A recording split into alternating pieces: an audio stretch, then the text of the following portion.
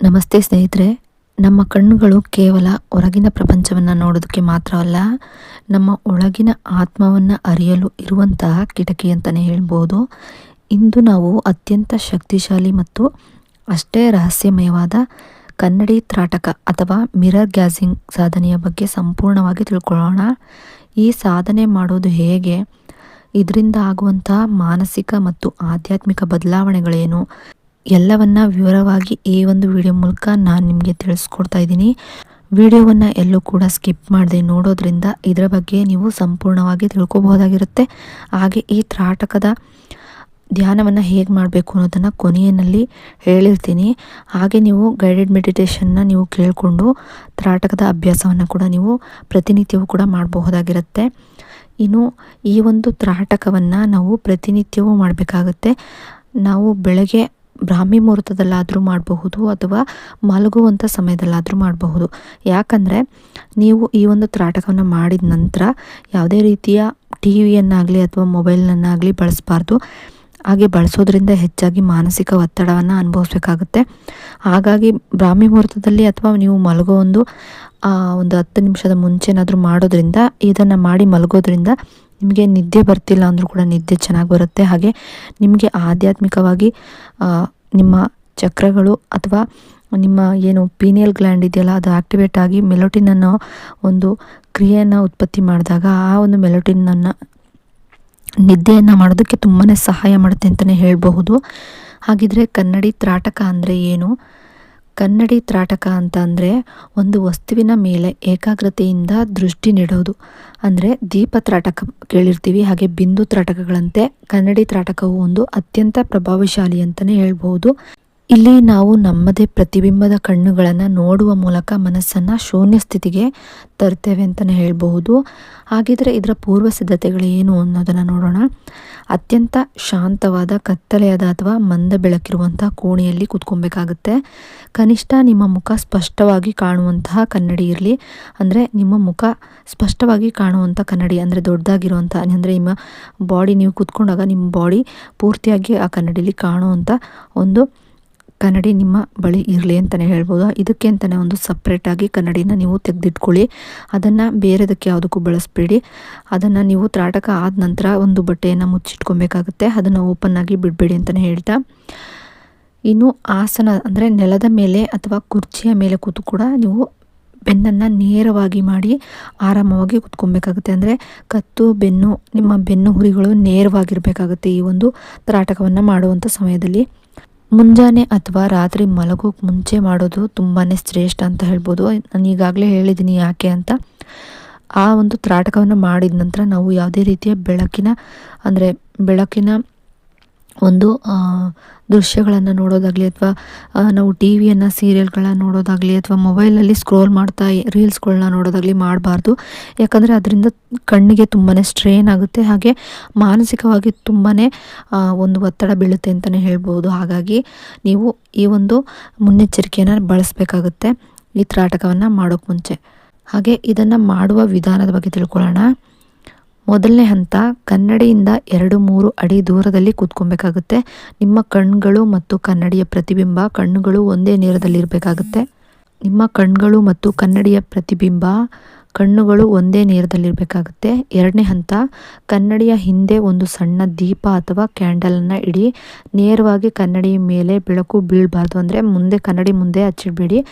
ಮಂದ ಬೆಳಕಿರಲಿ. ಪಕ್ಕದಲ್ಲಿ ಅಥವಾ ಹಿಂದ್ಗಡೆ ಒಂದು, ಅಂದರೆ ನೀವು ಕೂರುವಂಥ ಸ್ಥಳದಲ್ಲಿ ಒಂದು ನಿಮ್ಮ ಪ್ರತಿಬಿಂಬ ಆ ಕನ್ನಡಿಲಿ ಕಾಣೋ ಥರ ನಿಮಗೆ ಇರಬೇಕಾಗುತ್ತೆ. ಪೂರ್ತಿ ಕತ್ತಲೆ ಮಾಡಿದ್ರೆ ನಿಮ್ಮ ಪ್ರತಿಬಿಂಬ ಆ ಕನ್ನಡಿಲಿ ಕಾಣೋದಿಲ್ಲ. ಹಾಗಾಗಿ ನೇರವಾಗಿ ಕನ್ನಡಿ ಮೇಲೆ ಬೆಳಕು ಬೀಳಬಾರ್ದು. ಮಂದ ಬೆಳಕನ್ನು ಇಟ್ಕೊಳ್ಳಿ ಅಂತ ಹೇಳ್ತಾ, ಇನ್ನು ಮೂರನೇ ಹಂತ, ದೀರ್ಘವಾಗಿ ಉಸಿರಾಡಿ ಮೈ ಮನಸ್ಸನ್ನು ಸಡಿಲಗೊಳಿಸಿ. ಅಂದರೆ ನೀವು ಮೊದಲು ಪ್ರಾಣಾಯಾಮವನ್ನು ಮಾಡಬೇಕಾಗುತ್ತೆ. ಅಂದರೆ ಈಗ ಕೈಯನ್ನು ನೀವು ಮೂಗು ಮೇಲೆ ಇಟ್ಕೊಂಡು ಒಂದು ಹೊಳ್ಳೆಯನ್ನು ನೀವು ಮುಚ್ಕೊಂಡು ಇನ್ನೊಂದು ಹೊಳ್ಳೆಯಲ್ಲಿ, ಅಂದರೆ ಇನ್ನೊಂದು ನಾಸಲಲ್ಲಿ ಉಸಿರನ್ನು ತೆಗೆದುಕೊಂಡು ಅದನ್ನು ಕ್ಲೋಸ್ ಮಾಡಿ, ಇನ್ನೊಂದು ಬೆರಳಲ್ಲಿ ಕ್ಲೋಸ್ ಮಾಡಿಕೊಂಡು ಹೆಬ್ಬೆರಳನ್ನ ಬಿಟ್ಟು ಈ ಒಂದು, ಅಂದರೆ ನೀವು ಬಲಗಡೆ ತಗೊಂಡಿದ್ರೆ ಎಡಗಡೆ ಉಸಿರನ್ನು ಬಿಡಬೇಕಾಗುತ್ತೆ. ಎಡಗಡೆ ಉಸಿರು ತಗೊಂಡು ಕ್ಲೋಸ್ ಮಾಡಿಕೊಂಡು ಬಲಗಡೆ ಉಸಿರನ್ನು ಬಿಡಬೇಕಾಗುತ್ತೆ. ಈ ರೀತಿಯಾಗಿ 15 ಬಾರಿ ನೀವು ಈ ಒಂದು ಪ್ರಾಣಾಯಾಮವನ್ನು ಮಾಡಬೇಕಾಗುತ್ತೆ. ನಂತರ ನೀವು ಈ ಒಂದು ಕನ್ನಡಿಯ ತ್ರಾಟಕವನ್ನು ಮಾಡಬೇಕಾಗುತ್ತೆ. ಈಗ ಕನ್ನಡಿಯಲ್ಲಿರುವಂತಹ ಕಣ್ಗಳ ನಡುವಿನ ಭಾಗವನ್ನು ಅಂದರೆ ಭ್ರೂಮಧ್ಯ ಅಥವಾ ಯಾವುದಾದ್ರೂ ಒಂದು ಕಣ್ಣನ್ನು ನೀವು ಯಾವುದಾದ್ರೂ ಒಂದು ಕಣ್ಣು ಅಂದರೆ 2 ಕಣ್ಣಲ್ಲಿ ಯಾವುದಾದ್ರೂ ಒಂದು ಕಣ್ಣನ್ನು ರೆಪ್ಪೆ ಬಡಿದೇ ನೋಡ್ತಾ ಇರಬೇಕಾಗುತ್ತೆ. ಅಂದರೆ ರೆಪ್ಪೆನ ಬಡಿದೇನೆ ಹಾಗೆ ಕಣ್ಣನ್ನು ಇಟ್ಕೊಂಡು ನೀವು ನೋಡಬೇಕಾಗುತ್ತೆ. ಅಂದರೆ ನಿಮ್ಮ ಭ್ರೂಮಧ್ಯ ಅಂದರೆ ನೀವು ಏನು ಹಣೆಗೆ ಕುಂಕುಮ ಇಡ್ತಿರಲ್ಲ, 2 ಹುಬ್ಬುಗಳ ಮಧ್ಯೆ ಜಾಗ ಇರುತ್ತಲ್ಲ, ಆ ಒಂದು ಜಾಗವನ್ನು ನೀವು ಕನ್ನಡಿಲಿ ಗಮನಿಸ್ತಾ ಇರಬೇಕಾಗುತ್ತೆ. ಕಣ್ಣುಗಳನ್ನು ಅಂದರೆ ಕಣ್ಣಿನ ರೆಪ್ಪೆಯನ್ನು ಬಡಿಬಾರ್ದಾಗಿರುತ್ತೆ. ಆರಂಭದಲ್ಲಿ ಕಣ್ಣಲ್ಲಿ ನೀರು ಬರುತ್ತೆ, ಆಗ ಕಣ್ಣು ಮುಚ್ಚಿ ವಿಶ್ರಮಿಸಬೇಕಾಗುತ್ತೆ. ಮತ್ತೆ ಮುಂದುವರಿಸಿ 5 ನಿಮಿಷದಿಂದ ಅಥವಾ 15 ನಿಮಿಷದವರೆಗೆ ಈ ಒಂದು ಸಮಯವನ್ನು ಹೆಚ್ಚಿಸ್ಕೊಬೇಕಾಗುತ್ತೆ. ಇದಕ್ಕಿಂತ ಹೆಚ್ಚು ಸಮಯವನ್ನು ಮಾಡಬೇಡಿ, ಯಾಕಂದರೆ ಕಣ್ಣಿಗೆ ತುಂಬಾ ಸ್ಟ್ರೈನ್ ಆಗುತ್ತೆ ಅಂತಲೇ ಹೇಳಬಹುದು. ಇನ್ನು ಈ ಒಂದು ಸಮಯದಲ್ಲಿ ಆಗುವಂತಹ ಅನುಭವಗಳ ಬಗ್ಗೆ ತಿಳ್ಕೊಳ್ಳೋಣ. ಮೊದಲನೇದಾಗಿ ದೃಶ್ಯ ಬದಲಾವಣೆ ಆಗುತ್ತೆ. ಸ್ವಲ್ಪ ಸಮಯದ ನಂತರ ನಿಮ್ಮ ಮುಖ ಮಸುಕಾಗಬಹುದು ಅಥವಾ ಬೇರೆ ಬೇರೆ ಆಕೃತಿಗಳು ಕಂಡಂತೆ ನಿಮಗೆ ಅನಿಸ್ಬಹುದು, ಅಥವಾ ಈ ಮುಖ ವಿಚಿತ್ರವಾಗಿ ಏನೋ ಒಂದು ರೀತಿಯಲ್ಲಿ ಬೇರೆ ಒಂದು ರಹಸ್ಯವಾಗಿ ಅಂದರೆ ಭಯಪಡಿಸುವಂಥ ರೀತಿಯಲ್ಲಿ ನಿಮ್ಮ ಮುಖ ನಿಮಗೆ ಕಾಣಿಸ್ಬೋದು. ಇದು ಸಾಮಾನ್ಯ, ಯಾಕಂದರೆ ನಿಮ್ಮ ಮನಸ್ಸಿನ ಆಳಗಳು ತೆರೆತಾ ಹೋದಂತೆ ಈ ರೀತಿಯಾಗಿ ನಿಮಗೆ ಕಾಣುತ್ತೆ. ಅದಕ್ಕೆ ನೀವು ಹೆದರ್ಕೊಳ್ಳೋ ಅವಶ್ಯಕತೆ ಇರೋದಿಲ್ಲ. ಅದು ನೀವೇ ಆಗಿರೋದ್ರಿಂದ ನೀವು ಹೆದರ್ಕೊಳ್ಳೋ ಅವಶ್ಯಕತೆ ಇರೋದಿಲ್ಲ. ಇನ್ನು ಮಾನಸಿಕ ಸ್ಥಿತಿ, ವಿಚಾರಗಳು ಕಡಿಮೆಯಾಗಿ ಮನಸ್ಸು ಸಂಪೂರ್ಣವಾಗಿ ಶಾಂತವಾಗುತ್ತಾ ಹೋಗುತ್ತೆ. ನಿಮ್ಮ ಹರಿವು ದೇಹಕ್ಕಿಂತ ಭಿನ್ನವಾಗಿದೆ ಎಂಬ ಅನುಭವ ನಿಮಗೆ ಆಗುತ್ತೆ. ಇನ್ನು ಇದರಿಂದ ಆಗುವಂತಹ ಪ್ರಯೋಜನ ಮತ್ತು ಲಾಭಗಳ ಬಗ್ಗೆ ತಿಳ್ಕೊಳ್ಳೋಣ. ಮೊದಲನೇದಾಗಿ ಆತ್ಮವಿಶ್ವಾಸ ಹೆಚ್ಚುತ್ತೆ. ನಿಮ್ಮ ಕಣ್ಗಳನ್ನು ನೀವೇ ದಿಟ್ಟಿಸಿ ನೋಡೋದ್ರಿಂದ ಸಂಕೋಚ ದೂರವಾಗಿ ಆತ್ಮವಿಶ್ವಾಸ ಅನ್ನೋದು ಹೆಚ್ಚುತ್ತೆ ಅಂತಲೇ ಹೇಳ್ಬೋದು. ಏಕಾಗ್ರತೆಯನ್ನು ಹೆಚ್ಚಿಸುತ್ತೆ. ಓದುವ ವಿದ್ಯಾರ್ಥಿಗಳಿಗೆ ಅಥವಾ ವೃತ್ತಿಪರರಿಗೆ ಗಮನ ಕೇಂದ್ರೀಕರಿಸಲು ಸಹಕಾರಿಯಾಗುತ್ತೆ ಅಂತಲೇ ಹೇಳಬಹುದು. ಇನ್ನು ಮೂರನೇದಾಗಿ ಸಂಮೋಹನ ಶಕ್ತಿಯನ್ನು ಅಂದರೆ ಹಿಪ್ನೋಟೈಸ್ ಪವರನ್ನು ನಿಮಗೆ ಹೆಚ್ಚಿಸುತ್ತೆ ಅಂತಲೇ ಹೇಳ್ಬೋದು. ನಿಮ್ಮ ಕಣ್ಗಳಲ್ಲಿ ಒಂದು ವಿಶೇಷ ಕಾಂತಿ ಮತ್ತು ಆಕರ್ಷ ಶಕ್ತಿಯನ್ನು ಉಂಟು ಮಾಡುತ್ತೆ ಅಂತಲೇ ಹೇಳಬಹುದು. ಆಧ್ಯಾತ್ಮಿಕ ಲಾಭಗಳ ಬಗ್ಗೆ ತಿಳ್ಕೊಳ್ಳೋಣ. ಇದರಲ್ಲಿ ಆತ್ಮದ ದರ್ಶನ ಮೊದಲನೇದಾಗಿರುತ್ತೆ. ನಾನು ದೇಹ ಅಲ್ಲ ಎಂಬ ಅರಿವು ನಿಮಗೆ ಮೂಡೋದಕ್ಕೆ ಇದು ಮೊದಲ ಮೆಟ್ಟಿಲು ಅಂತಲೇ ಹೇಳಬಹುದು. ಎರಡನೇದಾಗಿ ಆಜ್ಞಾಚಕ್ರ ಜಾಗೃತಿಯಾಗುತ್ತೆ. ಇದು ಹಣೆಯ ಮಧ್ಯಭಾಗದಲ್ಲಿರುವಂತಹ ಆಜ್ಞಾಚಕ್ರ ಅಂದರೆ ನಿಮ್ಮ ತರಡೆಯನ್ನು ಉತ್ತೇಜಿಸಿ ಅದನ್ನು ಆ್ಯಕ್ಟಿವ್ ಮಾಡೋದಕ್ಕೆ ಸಹಾಯ ಮಾಡುತ್ತೆ. ಹಾಗೆ ಅದು ಜಾಗೃತವಾಗುತ್ತೆ ಅಂತಲೇ ಹೇಳ್ಬೋದು. ಮಾನಸಿಕ ಶಾಂತಿ, ಆಳವಾದ ಧ್ಯಾನದ ಸ್ಥಿತಿಯನ್ನು ಬೇಗನೆ ತಲುಪಬಹುದು. ಮಾನಸಿಕ ಶಾಂತಿಯನ್ನು ಇದು ತಂದುಕೊಡುತ್ತೆ ಅಂತಲೇ ಹೇಳ್ಬೋದು.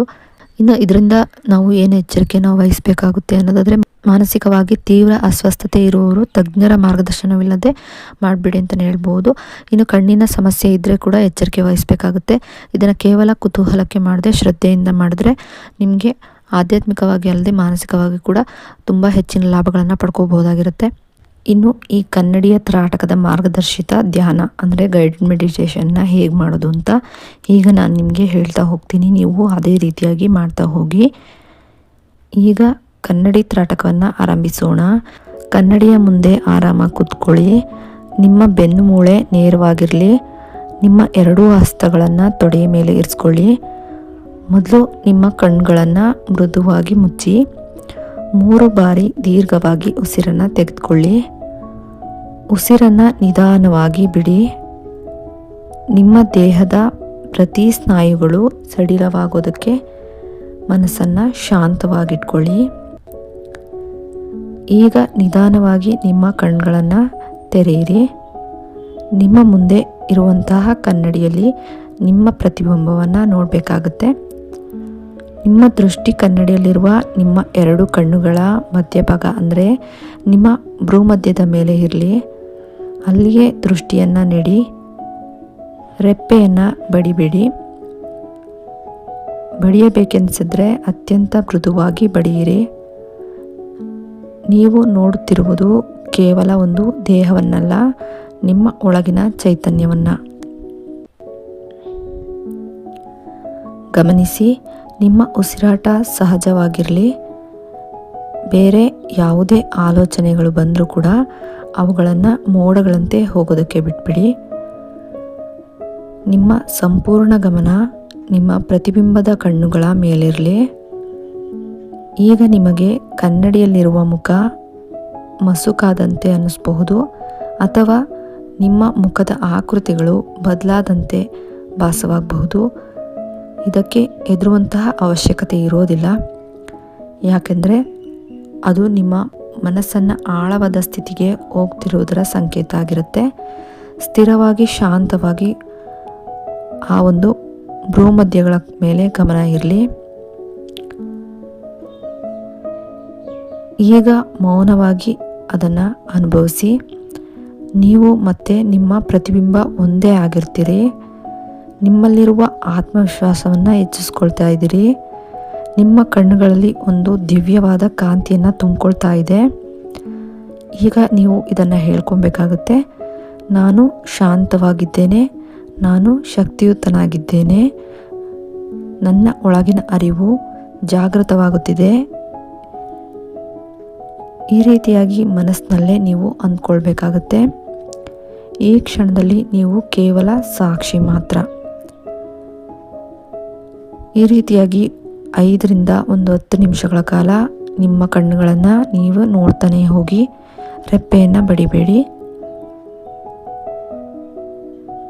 ಇದಾದ ನಂತರ 10 ಅಥವಾ 15 ನಿಮಿಷಗಳ ನಂತರ ನಿಧಾನವಾಗಿ ನಿಮ್ಮ ಕಣ್ಣುಗಳನ್ನು ಮುಚ್ಚಿ ಕನ್ನಡಿಯಲ್ಲಿ ಕಂಡ ಆ ಜ್ಯೋತಿಯನ್ನು ನಿಮ್ಮ ಮನಸ್ಸಿನ ಒಳಗಣ್ಣಿನಲ್ಲಿ ಕಾಣೋದಕ್ಕೆ ಪ್ರಯತ್ನಿಸಿ.